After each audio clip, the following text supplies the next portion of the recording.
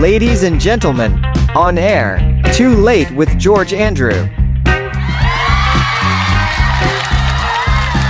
Hello, folks. Welcome to another episode of our talk show. I'm George Andrew, and today we have a very special and unusual guest. He is a Viking who, after the end of the Viking era, is looking for a new job. Known for his ability to talk endlessly, let's welcome Talkar the Talkative. Hello, George. Hello, Viking community. It's a barbarian sensation to be here. Finally, a place where I can talk nonstop. Okay, I got it. The pleasure is all ours, Talkar. Let's start this interview because we know you have many stories to tell and are looking for a new occupation, right? Absolutely, George. I'm ready for this new journey.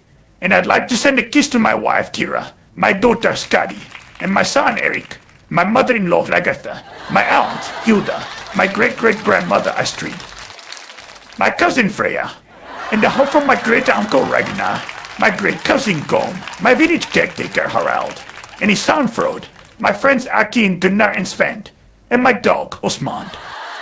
Oh, right, certainly. Talkar, what do you miss most about the Viking era? Oh, George, there are so many things I miss about the Viking era. First and foremost, I miss the thrill of setting sail on our mighty drakars, those magnificent longships with their dragon-headed prows cutting through the waves. And then, of course, there were the raids.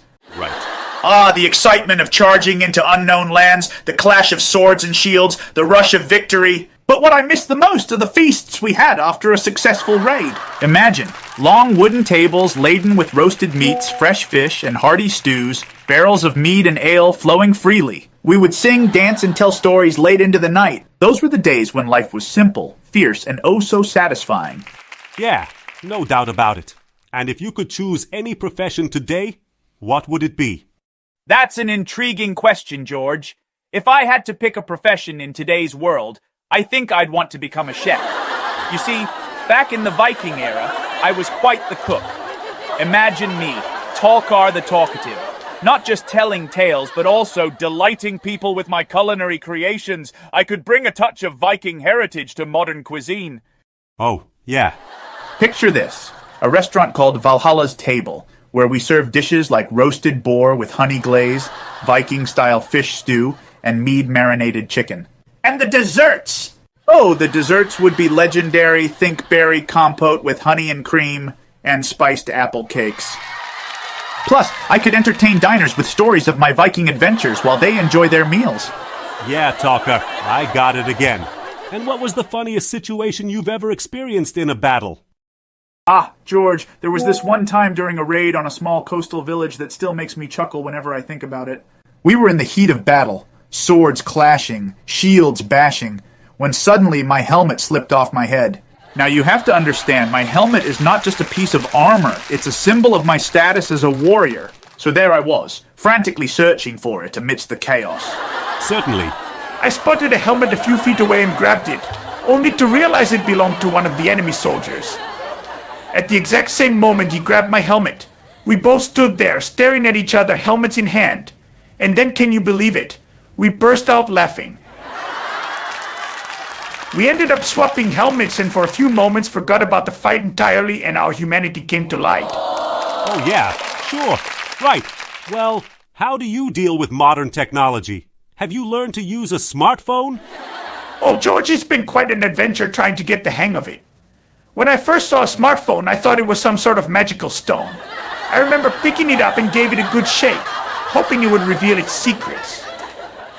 After a few mishaps like accidentally sending a blank text to 100 people and taking countless selfies of my forehead, I started to get the hang of it. Nothing wrong with that. Social media is a whole new battlefield though. I've got an Instagram account where I post pictures of my adventures old and new and share stories of my Viking days. I still struggle with some of the more advanced features, like video calls.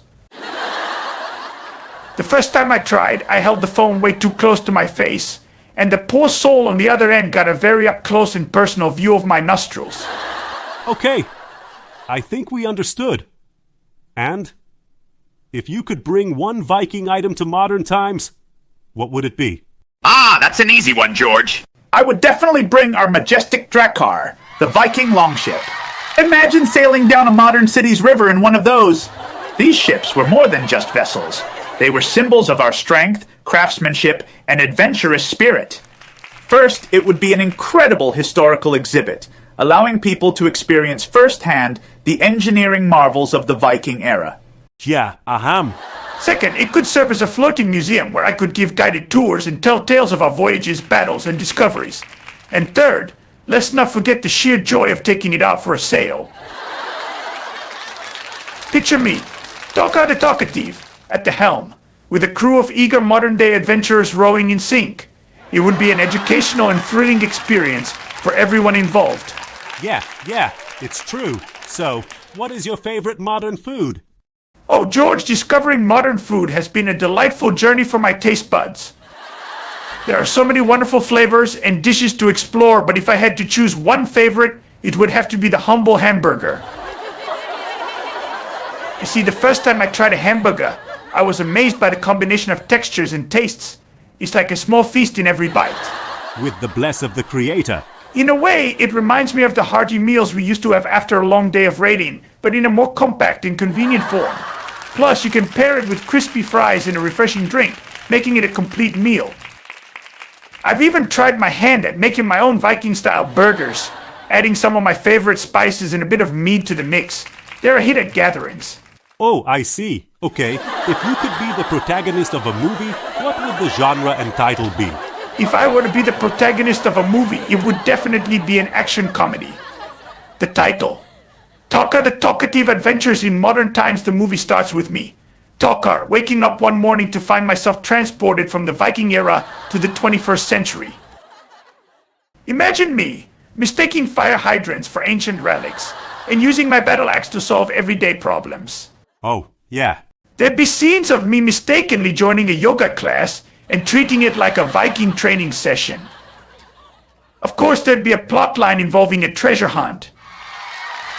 The movie would be packed with action sequences. Think high-speed chases in Viking longships modified for city streets and epic battles in unexpected places, like a supermarket aisle. It would be a blockbuster hit, I'm sure of it. Right.